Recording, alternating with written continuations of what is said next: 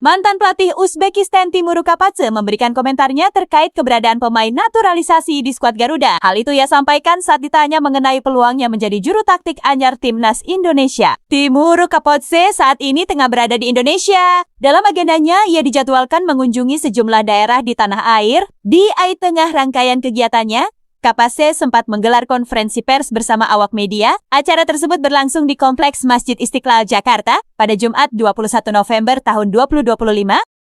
Sejumlah hal yang ia ungkapkan dalam konferensi pers itu, termasuk peluang dirinya benar-benar mengisi kursi pelatih timnas Indonesia. Selain itu, ia juga mendapat beberapa pertanyaan terkait kemungkinan bila ia resmi menduduki posisi tersebut. Salah satu yang ia soroti adalah keberadaan pemain naturalisasi di skuad Garuda. Kapadze mengatakan, jika dipercaya menangani timnas Indonesia, ia tentu akan mempelajari seluk-beluk sepak bola nasional, termasuk kombinasi antara pemain lokal dan naturalisasi. AY mengaku sudah memantau perkembangan para pemain naturalisasi dalam 2 tahun terakhir. Menurutnya, meski berstatus keturunan, mereka tetap menjadi bagian penting dalam tim. Terkait naturalisasi, saya pasti mempelajari sepak bola Indonesia, termasuk sikap para penonton. Dalam 2 tahun terakhir, ada beberapa pemain hasil naturalisasi, ujar Kapadze, Jumat 21 November tahun 2025.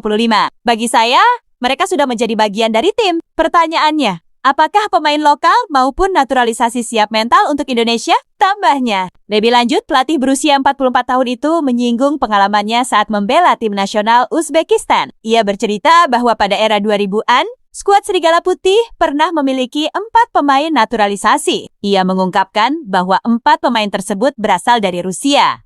Namun, menurutnya proses naturalisasi di masa itu tidak berjalan sukses. Kapadze menilai, kesiapan mental pemain jauh lebih penting daripada status kewarganegaraan. Ia menegaskan bahwa membela bendera suatu negara membutuhkan komitmen penuh. Proses itu tidak berhasil, jelas Kapadze. Bagi saya, yang terpenting adalah apakah mereka siap membela bendera Indonesia atau tidak. Itu satu-satunya faktor yang menentukan, sambungnya. You can go and obtain anything you want, anything you need. Your mind's got the key ingredient, it's belief.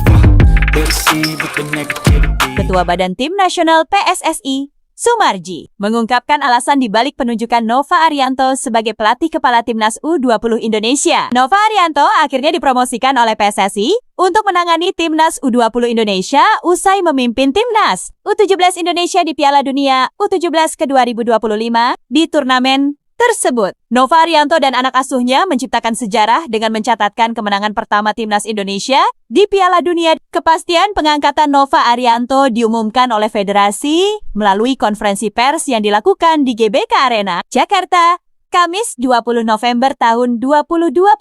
Dalam agenda tersebut, turut hadir Sekretaris Jenderal PSSI Yunus Nusi dan Direktur Teknik Alexander Zuir Sumarji. Mengatakan PSSI memiliki setidaknya 3 pertimbangan sebelum menyetujui peran baru buat Nova Arianto. 3 alasan tersebut mencakup prestasi, cara kerja, dan konsistensi. Semua penilaian itu diambil ketika Nova menangani timnas U17 Indonesia